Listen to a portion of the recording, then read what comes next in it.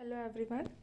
आज मैं UPPSC AE का जो इलेक्ट्रिकल इंजीनियरिंग का लास्ट ईयर पेपर आया था उसको सॉल्व करूँगी और मैं भी चाहूँगी कि आप लोग भी मेरे साथ सॉल्व करिए। तो जब मैं क्वेश्चन सॉल्व करूँ तो उससे पहले आप वीडियो को पॉज कर दीजिए और एक बार ट्राई करिए, क्योंकि क्या होता है जो कोचिंग इंस्टीट्यूट्स और जो हमें इंस्टीट्यूट्स क्वेश्चन आंसर्स प्रोवाइड करते हैं वो हमें याद नहीं रहते एग्ज़ाम हॉल में। तो मैं चाहूँगी कि एक बार आप लोग खुद सॉल्व करिए, फिर मेरे सोल्यूशंस को देखिए, क्योंकि हमें जो हम दिन भर सुबह से लेकर शाम तक पढ़ रहे होते हैं ना, हमें वही एग्ज़ाम हॉल में याद आता है। इसलिए एक बार आप भी कोशिश करिए। तो हमारा जो पहला क्वेश्चन है वो है power consumption in moving iron instruments क्या होता है। हमें पता है कि पावर कंजम्पशन जो मूविंग आयरन इंस्ट्रूमेंट्स में होता है वो हाई होता है। क्यों होता है ये जान लीजिए। जो एनर्जी कंजम्पशन होता है वो होता है डिफ्लेक्शन इनटू टॉर्क, और जो हमारी टॉर्क होती है मूविंग आयरन इंस्ट्रूमेंट्स की वो डायरेक्टली प्रोपोर्शनल होती है करंट के स्क्वायर के। तो अगर ज़्यादा करंट फ्लो करेगा तो ज़्यादा टॉर्क होगी, ज़्यादा टॉर्क होगी तो ज़्यादा पावर कंजम्पशन होगा। ठीक है, हम लोग चलते हैं अगले क्वेश्चन पे। अगला क्वेश्चन है Lissajous pattern on oscilloscope is stationary and has a 6 vertical maximum values and 5 horizontal maximum values. The frequency of horizontal input is 1500 Hz and frequency of vertical input is, हमें vertical input निकालना है। ये आपने CRO में पढ़ा होगा। Formula होता है कि जो हमारा फ्रीक्वेंसी होती है वर्टिकल स्केल पे upon frequency on horizontal scale is equal to जितने हमारे इंटरसेक्शंस होते हैं, इंटरसेक्ट्स होते हैं हमारे टेंजेंट के या फिर आप बोलो कॉर्ड के, जो हमारा ग्राफ होता है उस पर इन हॉरिजॉन्टल अपॉन वर्टिकल। तो इसके अकॉर्डिंग जो हमारा मैक्सिमम जो हमारे वैल्यूज़ हैं हॉरिजॉन्टल स्केल पे वो हैं 5 और वर्टिकल पे हैं वो हैं 6। और जो हमें वर्टिकल फ्रीक्वेंसी निकालनी है और हमें हॉरिजॉन्टल पता है वो हमारे 1500 हर्ट्ज। तो इसके अकॉर्डिंग आप सॉल्व कर लेंगे तो हमारा आंसर आएगा 1250। ठीक है, चलते हैं अगले क्वेश्चन पे। अगला क्वेश्चन है when an external multiply setting of 20 kilo ohm and analog voltmeter reads 440 volt and with a multiply setting of 80 kilo ohm it reads 350 volt. Then for a multiply setting of 40 kilo ohm the voltmeter will read, हमें निकालना है कि voltmeter कितने read करेगा जब हम लोग 40 kilo ohm का मल्टीप्लाई सेटिंग कनेक्ट करते हैं। तो जो हमें पता होता है जो हमारा वोल्टमीटर होता है उसमें एक हम लोग आर सीरीज यूज़ करते हैं प्लस हमारा वोल्टमीटर होता है और इसका कुछ इंटरनल रेजिस्टेंस होता है जो कि हम मान लो कुछ भी मान सकते हैं, आर मान लेते हैं, जो भी मानना हो। ठीक है, तो जो हमारा टोटल वोल्टेज होगा इस वायर के अक्रॉस, इसमें कुछ भी करंट जा रहा हो तो जो वोल्टेज होगा वो होगा I into R series plus R voltmeter का जो ये फॉर्मूला होता है किसी भी वोल्टमीटर जब हम एक्सटेंड करते हैं तब। तो इसके अकॉर्डिंग हमें क्या दिया, वोल्टमीटर 440 वोल्ट रीड कर रहा है जब हमें 20 किलो ओम का अपना मल्टीप्लाई सेटअप कनेक्ट कर रखा, मतलब ये दिया है और वोल्टमीटर की रीडिंग दी है। तो जो वोल्टमीटर की रीडिंग होगी वो होगी करंट इनटू जो हमारा वोल्टमीटर का रेजिस्टेंस। इसका मतलब है कि जो करंट होगा वो इन्वर्सली प्रोपोर्शनल होगा जो हमारा वोल्टमीटर का रेजिस्टेंस होगा। तो मैं क्या बोल रही हूँ कि आप लोग 440 वोल्ट्स तो हमारा वोल्टमीटर की रीडिंग हो गया, और क्योंकि इन्वर्सली प्रोपोर्शनल करंट के डायरेक्टली प्रोपोर्शनल है, बट करंट जो वोल्टमीटर के अक्रॉस फ्लो कर रहा है वो हमारा इन्वर्सली प्रोपोर्शनल रेजिस्टेंस के। इसका मतलब 80 प्लस जो हमने एक्सटर्नल रेजिस्टेंस क्रिएट कनेक्ट कर रखा हो अपॉन 352 जो हमारा सेकेंड फेज में करंट फ्लो कर रहा होगा वो is equal to 20 plus are.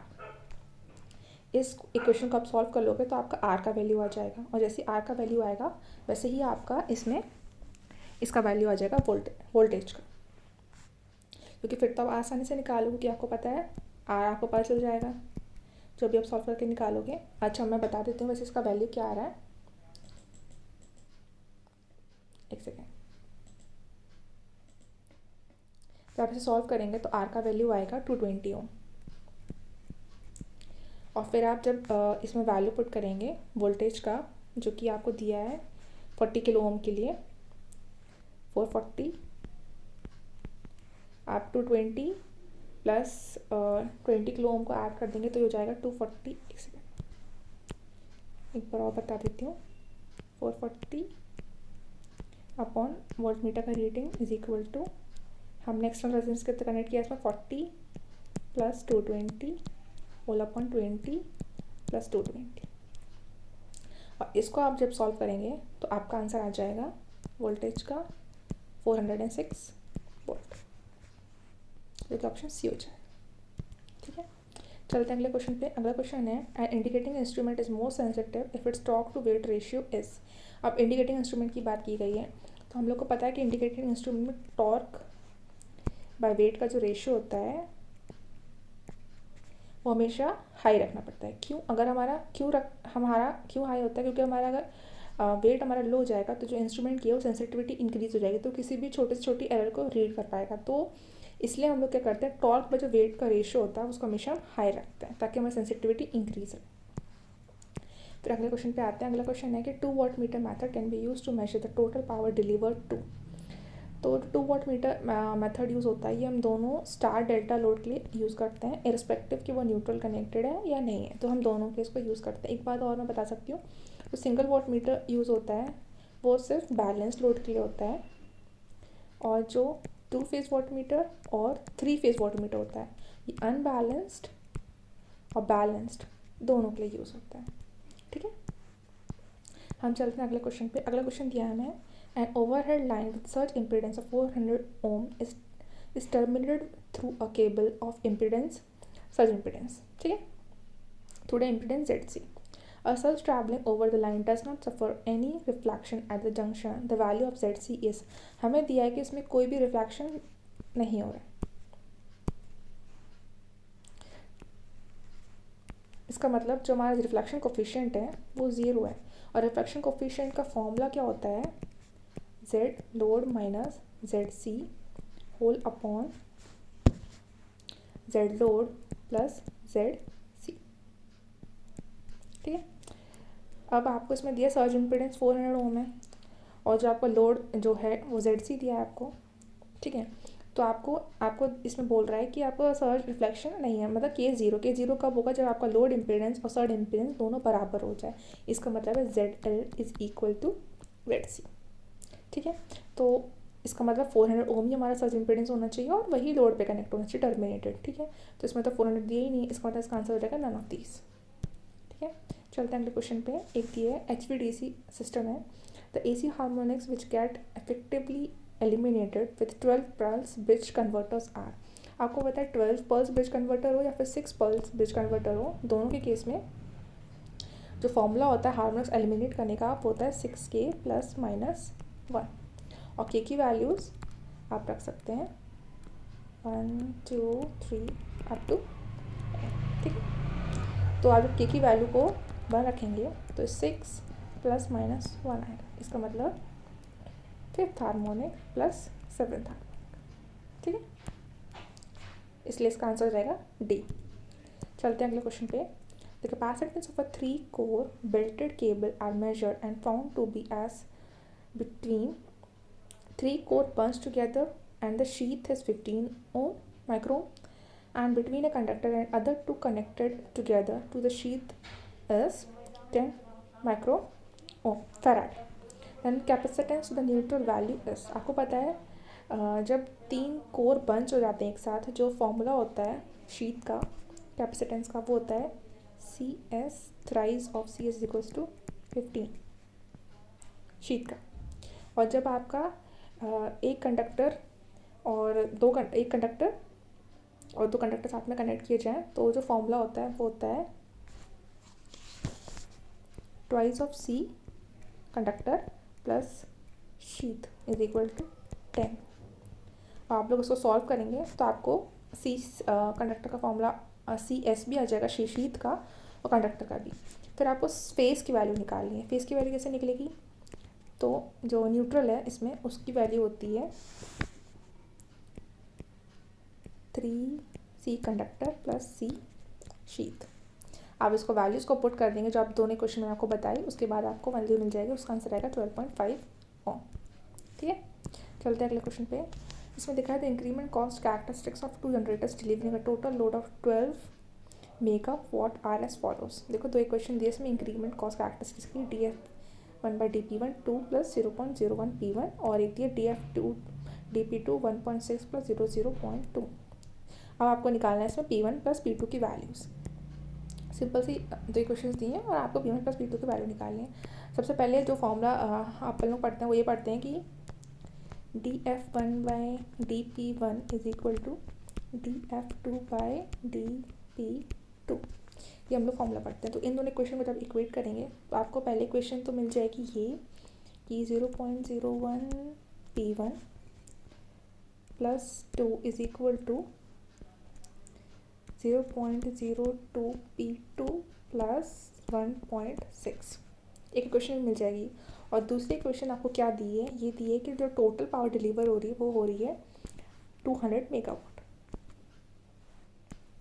तो P1 plus P2 is equal to 200 megawatt. और जब आप इन दोनों इक्वेशन को सॉल्व करेंगे तो आपको आंसर मिलेगा ये ऑप्शन नंबर डी। ठीक है, अब चलते हैं अगले क्वेश्चन पे।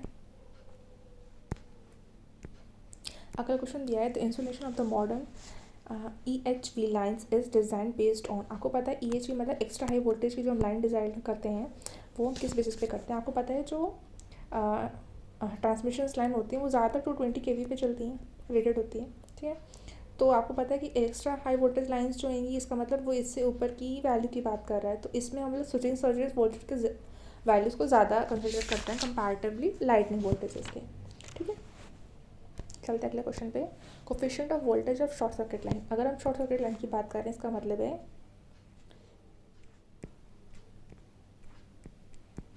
इसके अक्रॉस हमारा जो वोल्टेज ऑफ रिफ्रैक्शन है वो ज़ीरो। ठीक है, सॉरी वोल्टेज ट्रांसमिट होगा जो हमारा वो हमारा ज़ीरो है। वोल्टेज ट्रांसमिट अगर ज़ीरो है तो जो वोल्टेज ऑफ रिफ्लेक्शन है वो हमारा -1। ठीक है, शॉर्ट सर्किट लाइन, तो इसके लिए इसका आंसर हो जाएगा ए। चलते हैं अगले क्वेश्चन पे। इसमें बोला है for the line to line fault on an unloaded generator then.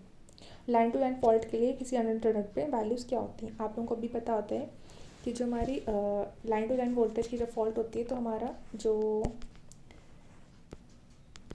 हमारा जो ज़ीरो सीक्वेंस करंट होता है वो ज़ीरो हो जाता है। हमारा जो IA लाइन में जो करंट फ्लो कर रहा होगा IA फेज में वो भी ज़ीरो हो जाएगा। और हमारा IB प्लस IC ये ज़ीरो हो जाएगा। ठीक है, तो जो हम लोग को इक्वेशंस पता होती हैं उसके अकॉर्डिंग अगर हम लोग जाएँ तो IA0 प्लस IA1 यहाँ IA2, ज़ीरो सीक्वेंस पॉजिटिव और नेगेटिव सीक्वेंस। ठीक है, इज इक्वल टू 1/3 ऑफ, ये मैट्रिक्स आप लोग ने कई बार देखी होगी बट एग्ज़ाम हॉल में ज़्यादा टाइम याद नहीं आती, बट फिर भी कोशिश करिएगा कि याद आ जाए। और जो और वैल्यूज़ आएंगी क्योंकि IA ज़ीरो है, फिर IB और IC को अगर हम IB प्लस IC लिखें तो IC हो जाएगा -10 ऑफ IB।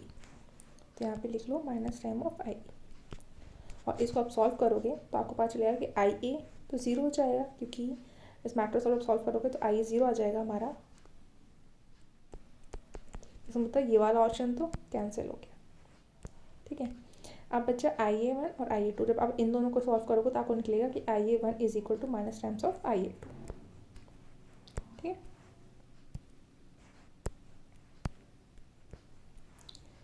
तो हम लोग अब चलते हैं अगले क्वेश्चन पर।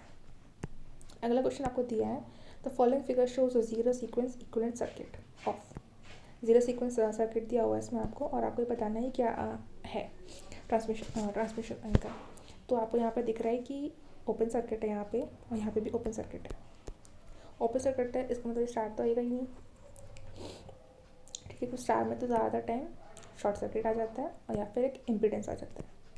ठीक है, अगर ग्राउंडेड होता है तो, वरना शॉर्ट सर्किट आ जाता है। इसका मतलब ये डेल्टा होगा, तो डेल्टा होगा, और क्योंकि इसमें फेस करंट फ्लो कर रहा है तो इसका मतलब डेल्टा डेल्टा कनेक्शन आ जाएगा यहाँ पे हमारा।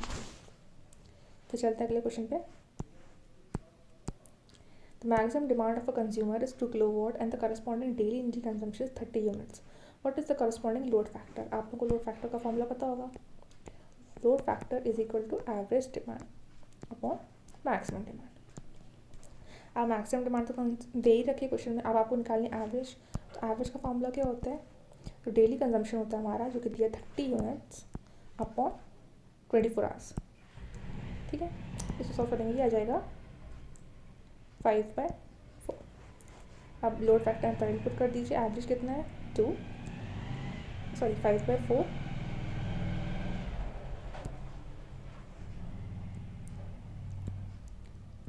ठीक है, और अपॉन मैक्सिमम कितना दिया है 2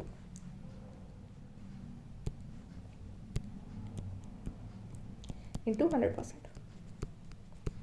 इसको आप सॉल्व करोगे तो आपको आंसर आ जाएगा 62.5। ठीक है, चलते अगले क्वेश्चन पे। अगला क्वेश्चन दिया हुआ है the voltage regulation of a shunt transmission line will be maximum when the values of tan theta for lagging power factor is. आपसे पूछा है वोल्टेज रेगुलेशन की वैल्यू शंट ट्रांसमिशन लाइन के केस में जब हमारा मैक्सिमम हो ट्रांसमिशन हो तब फॉर लैगिंग पावर फैक्टर। आप लोगों को पता है कि लैगिंग वोल्टेज रेगुलेशन का फॉर्मूला क्या होता है। देखो वोल्टेज रेगुलेशन का फॉर्मूला होता है V sending minus V receiving whole upon V receiving. ये फॉर्मूला पता होगा आप लोगों को, ठीक है। और जो एक और फॉर्मूला आप लोगों को पता होगा वो ये होगा IR cos phi plus minus IX sin phi whole upon V receiving, ये पता होगा। तो वोल्टेज रेगुलेशन मैक्सिमम करने के लिए DVR अपॉन डी फाई कर देंगे, ठीक है। और इसको आप सॉल्व करोगे तो आपको पता चलेगा कि आपका जो tan फाई है वो आ जाएगा x/r, ठीक है, जो कि ये ऑप्शन है, ऑप्शन डी, ठीक है।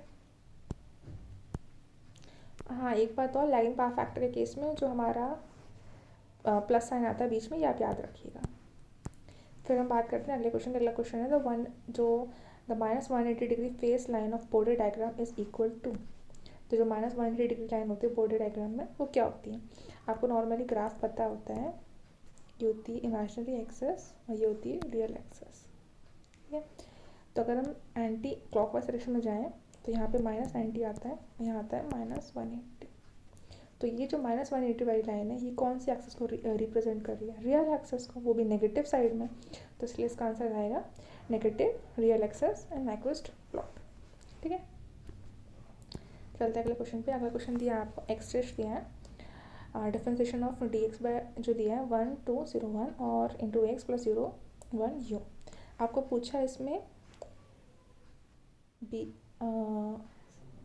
अगर b की वैल्यू अननोन है तो आपसे पूछा जो सिस्टम है वो क्या होगा। तो हम लोग सिस्टम देख लेते हैं ऑब्जर्वेबल है कि नहीं है। ऑब्जर्वेबल का आपको फॉर्मूला पता होता है, क्या होता है C matrix into C matrix into A matrix. अगर ये ऑब्जर्वेबल है तो ये मैट्रिक्स का जो डिटर्मिनेंट है वो नॉट जीरो होना चाहिए, ये बेसिक चीज़ आपको पता होगा। तो हम लोग सीधे मैट्रिक्स निकाल लेते हैं। C मैट्रिक्स कितनी दी आपको B 0, और जो C इंटू A मैट्रिक्स आएगी आपकी वो आप चाहो तो साइड में सॉल्व कर सकते हो, B इंटू 0 होल इंटू 1 2 0 1। इसको आप सॉल्व करोगे तो ये क्या आएगा B इंटू 1 0 इंटू 0 B फिर 2B। अब इस मैट्रिक्स का डिटर्मिनेंट लोगे तो ये क्या आ जाएगा 2B²। इसका मतलब ये होगा नॉट इक्वल टू 0 कब, जब b की वैल्यू 0 नहीं होगी।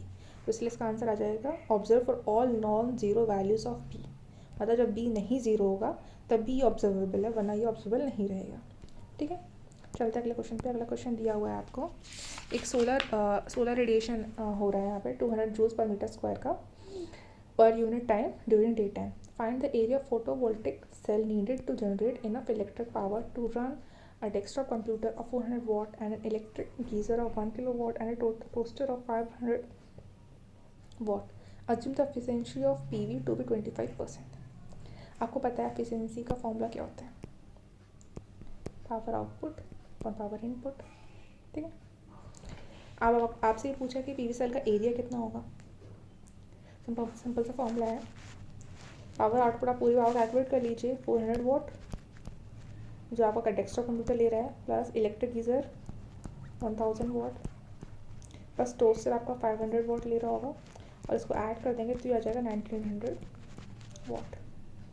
तो जो हमारी इनपुट पावर है वो क्या आएगी, इनपुट पावर आ जाएगी हमारी power output upon efficiency. Efficiency कितनी दी आपको 0.25, 25% है तो 0.25 आ जाएगी। और इसको आप सॉल्व करेंगे तो ये आ जाएगा आपका 7600। ठीक है, अब आपसे एरिया पूछा, तो एरिया कैसे निकालोगे? इसमें ऑलरेडी दिया है, consider solar radiation 200 joules per metre square per unit time.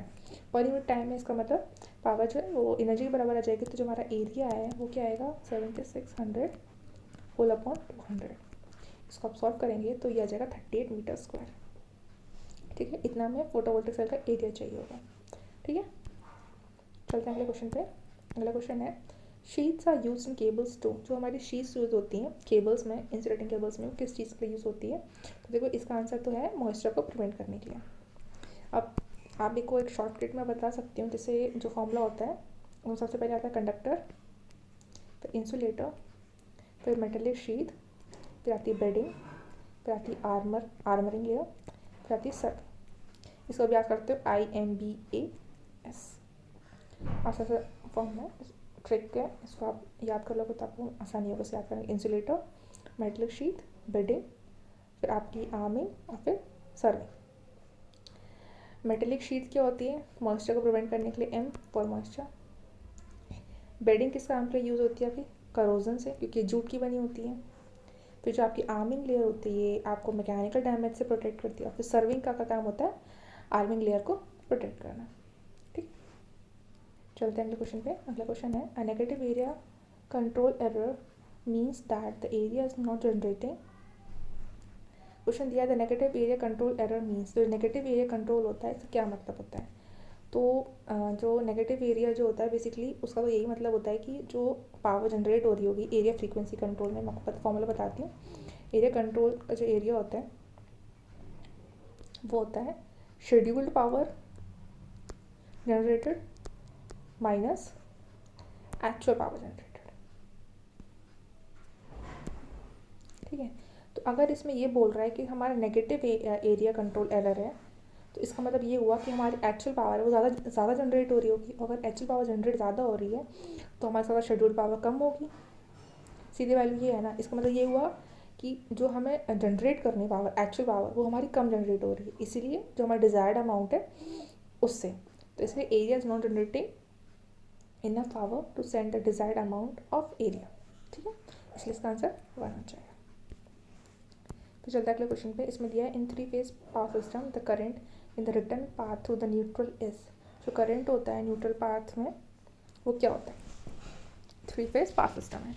अब आप लोगों को फॉर्मूला जो क्या पता होता है, जो न्यूट्रल में करंट हो जा रहा होता है वो तीनों फेसेस का सम होता है, मतलब IR plus IY plus IB, तीनों का सम होता है। और हमें जो वैसा फॉर्मूला पता होता है जीरो सीक्वेंस का, वो क्या होता है 1/3 of IR plus IY plus IB। ठीक है, इसकी जगह आप ये पुट कर सकते हो, इसका मतलब तुम्हारा जो न्यूट्रल करंट है वो थ्राइस ऑफ IA नॉट हो जाएगा, जीरो सीक्वेंस का 3 गुना, इसलिए इसका आंसर ए हो जाएगा। ठीक है, अगले क्वेश्चन पे चलते हैं। अ स्विंग बस स्पेसिफाइड बाय। अब स्विंग बस के बारे में आप क्या जानते हैं? स्विंग बस क्या होती है? वो आप उसको स्लैक बस भी बोलते हैं या फिर आप उसको रेफरेंस बस भी बोलते हैं। ठीक है, बट ये एक्चुअली में एग्जिस्ट नहीं कर रही होती है, बट हम इसे फिर भी कंसिडर करते हैं क्योंकि जो हमारे लॉसेज होते हैं ट्रांसमिशन लाइन में उसके कैलकुलेशन के लिए हम लोग को स्विंग बस की ज़रूरत पड़ती है, इसलिए हम उसको कंसिडर करते हैं। तो स्विंग बस के जो पैरामीटर्स होते हैं ये तो आप लोग याद रखिए, वोल्टेज और डेल्टा होता है। ठीक है, पावर एंगल। चलते हैं अगले क्वेश्चन पे। The efficiency of transmission line is. तो एफिशिएंसी होती है ट्रांसमिशन लाइन की, इसकी क्या होता है? तो अगर नॉर्मली अगर आपको नहीं पता है फिर भी मैं आपको बता देती हूँ, इसमें होता है increases with increase in load power factor. अब आप कैसे पूछेंगे ये बोल सकते हैं, तो जैसे कि करंट जो होता है पावर, ठीक है, upon V into cos phi. ठीक है, अगर आप लोड पावर फैक्टर को इंक्रीज़ करेंगे तो करंट क्या हो जाएगा? डिक्रीज। करंट डिक्रीज हो जाएगा, इसका मतलब लॉसेस कम होंगे। लॉसेस कम होंगे तो जो एफिशिएंसी का फॉर्मूला होता है वो क्या होता है? Power output upon power output plus losses. तो अगर आपके लॉसेस, करंट कम हो रहा है इसका मतलब लॉसेस कम हो जाएंगे, लॉसेस कम हो जाएंगे तो एफिशिएंसी ऑटोमेटिकली इंक्रीज हो जाएगी। इसलिए हम लोग बोलते हैं कि अगर जब पावर फैक्टर हमारा इंक्रीज होता है तो हमारी एफिशिएंसी ट्रांसमिशन लाइन में इंक्रीज हो रही होती है। ठीक है, अगले क्वेश्चन पे चलते हैं। The feedback control system is basically, इसमें पूछा जो फीडबैक कंट्रोल सिस्टम है उसको क्या बोलते हैं। नॉर्मली आप लोगों को भी पता होगा कि जो फीडबैक कंट्रोल सिस्टम होता है उसका लो पास फिल्टर बोलते हैं, क्योंकि लो पास फिल्टर के जो आपको पता है जो इसकी कैरेक्टरिस्टिक्स होती हैं वो क्या होती है, ये एक्यूरेसी को इंक्रीज़ कर देता है। कैसे करता है, रिड्यूसिंग जो आपका स्टेडी स्टेट एरर होता है उसको रिड्यूस कर देता है। तो इसकी वजह से जो फीडबैक कंट्रोल सिस्टम भी वही कर रहा होता है, इसलिए हम लोग उसको लो पास फिल्टर भी कहते हैं। ठीक है, चलते हैं अगले क्वेश्चन पे। अगला क्वेश्चन दिया है the open loop transfer function of a system, जो दिया है वो दिया है k/s+1 का होल क्यूब, और the phase cross over frequency कितनी दी है, √3, and for the gain cross over frequency at omega c the value of k should be. हम इसमें k की वैल्यू निकालनी है जब आपको फेस क्रॉस ओवर फ्रीक्वेंसी दी है। आपको पता है कि फेस क्रॉस ओवर फ्रीक्वेंसी जो होती है वो हम कब निकालते हैं, जब हमारे गेन का जो मॉड है वो 1। ठीक है, तो इसमें आप इस ट्रांसफर फंक्शन में ये निकालेंगे इसका, तो आप इसमें वैल्यू पुट कर देंगे 1 =k/s, मतलब फ्रीक्वेंसी √3 का होल स्क्वायर +1 का मॉड का होल क्यूब। ठीक है, तो √3 का होल स्क्वायर तो क्या जाएगा 3, 3 + 1 4, और 4 का क्यूब, सॉरी 2 + 1 3,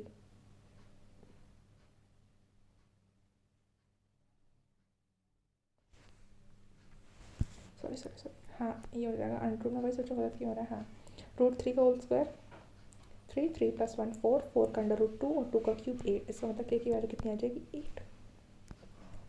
ठीक है, आज के लिए वीडियो बस इतना ही, क्योंकि ये फर्स्ट वीडियो है मेरा, तो मैंने सोचा कि आप लोगों को 30 तक क्वेश्चंस बता देती हूँ, उसके बाद हम अगले जब स्टार्ट करेंगे तो फिर अगले क्वेश्चन से हम स्टार्ट करेंगे जो डिटरमिनेंट वाला है। ठीक है, thank you for watching, please subscribe and do share.